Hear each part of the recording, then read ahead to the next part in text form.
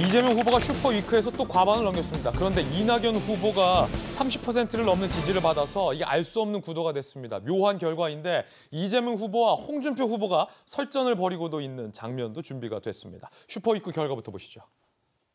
요 묘해요, 윤태곤 시장님. 이재명 후보가 과반을 넘겼는데 이낙연 후보도 30%를 넘겼어요. 저희 지난주에 윤태곤 실장께서 이낙연 후보가 의미 있는 결과가 되려면 30% 이상은 넘어야 된다라고 했는데 그 결과가 지금 나왔어요. 그렇죠. 그리고 이제 대전, 충남, 세종, 충북, 대구, 경북 이렇게 하면은 한 54, 55 뭐 이 정도였어요. 근데 한 51로 떨어진 게 전체 이제 64만 명이 들어와 가지고 조금 떨어진 거고 이낙연 후보는 좀 오른 건데 그래도 이제 격차는 크죠. 그럼 지금 이제 관심사는 과연 결선까지 갈 수 있느냐. 결선 가면 2명이 붙는 거지 않습니까? 그럼 이제 2위는 밑에 후보들 이걸 이제 내가 다 업어가지고 할 수 있다, 승부를 걸 수 있다 이렇게 보는 건데 여기서 우리가 상관없어 보이지만은 다시 앞서서 그 이야기가 나올 수밖에 없는 거예요. 저 고발 사주 의혹 이야기가. 추미애 후보가 기세를 올리고 있거든요. 그래요? 지금 11%, 10% 예. 두 자릿수를 넘기면서 4위, 5위권이었는데 3위, 그것도 3위를 많이 따돌리는 3위로 올라갔습니다. 이게 무슨 말이냐면은 결선이 가냐 안 가느냐는 1, 2위의 격차하고 상관이 없습니다. 1위가 50% 아래로 떨어지면 즉 2위부터 6위를 합쳤을 때 50%가 넘어가면 되는 거거든요. 그럼 추미애 후보가 올라가나 이낙연 후보가 올라가나 같은 거예요. 그리고 추미애 후보가 만약에 쭉 올라간다라고 했을 때 아무래도 약간 온건 중도 성향인 이낙연 후보보다는 이재명 후보 쪽을 좀 잠식하지 않을 것이냐. 그리고 이 다음으로 가면은 자 추석 연휴하고 엮여가지고 최고 격전지인 호남.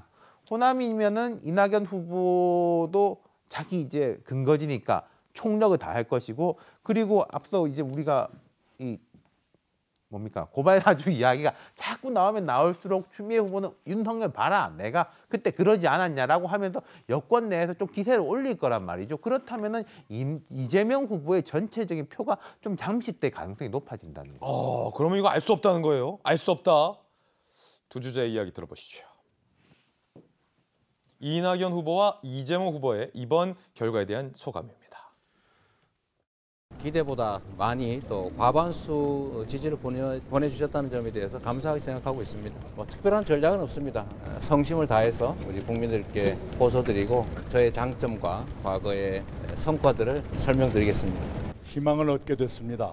희망을 가지고 더욱더 세심하게 노력해 가겠습니다. 민심이 변화하기 시작했다고 생각합니다. 자, 그 가운데 1위 이재명 후보를 향해서 홍준표 후보가 이렇게 공세를 했습니다. 욕하는 사람 대통령 뽑아서 되냐라고 말입니다. 쌍욕 프레임을 하고 막말 프레임하고 붙자. 대통령이 성질하면 막말할 수는 있겠다.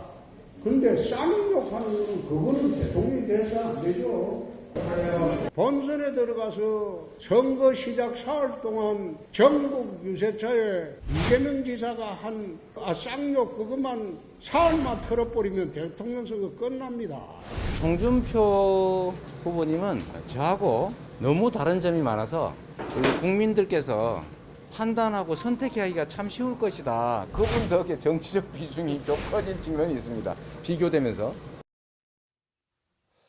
쌍욕하는 대통령에 대한 비판 발언에 대해서 이재명 캠프 측도 발끈했습니다.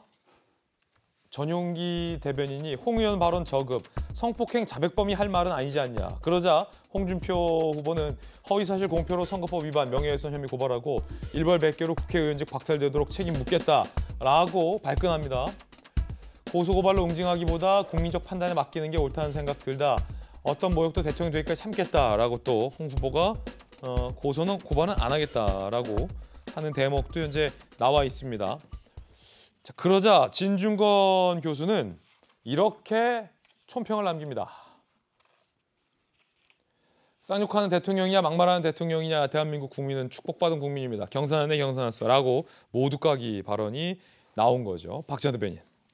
저는 저게 좀 재밌는 부분인데 이게 뭐 현상적으로 나타난 거를 저희가 좀 검증할 방법은 없지만 그동안 그 이재명 후보가 충청 TK 그다음에 강원 지역 순회 경선을 하면서 대의원 내지 권리당원에서는 54~55%의 높은 지지를 받았는데 문제는 어제 64만 명 정도의 1차 선거인단 표가 합산되면서 51%로 전체 비중이 조금 떨어졌거든요. 저는 당원들과 대의원 사이에서는 지금 굉장히 심한 그 진영 싸움이 진행되다 보니까 본선에서 이길 수 있는, 우리 배종찬 소장이 늘 얘기하는 본선 경쟁력이 최종적인 판단의 근거였는데, 이 많은 선거인단이 들어오면서 저는 본선 가서 바뀔 텐데 바뀔 거라고 보여지는데, 많은 선거인단이 들어오면서 과연 이재명 후보가 갖고 있는 저런 이 지금 홍준표 후보가 얘기한 쌍욕이나 아니면 개인적인 여러 가지 문제들이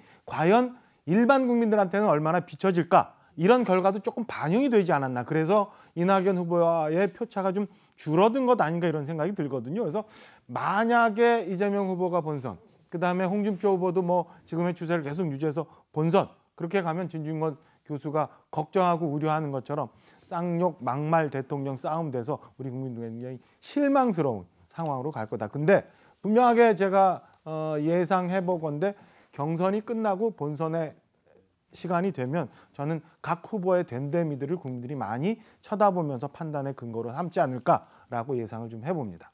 진중권 교수가 말했던 이 쌍욕과 막말 프레임에 각 후보 캠프들은 발끈하고 있다는 입장도 함께 전해드리겠고요. 이번엔 국민의힘이 올데이 라방 토크쇼를 했다고 합니다. 한 대목 살펴보겠습니다.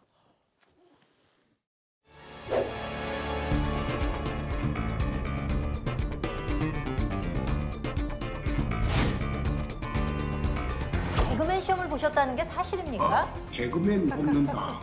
거기 나와라. 그래서 돈 많이 주느냐. 그러니까 지금 아르바이트 하는 것보다 서너 배 더 준다. 그래서 내가 가겠다 이랬는데 10월 유신이 나는 바람에 그 바람에 시험을 못 봤죠.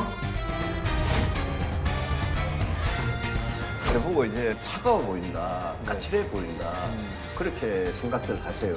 저 알고 보면 굉장히 재미있고 농담도 잘하고 옛날에는 욕도 잘했는데 되게 재밌는 사람인데,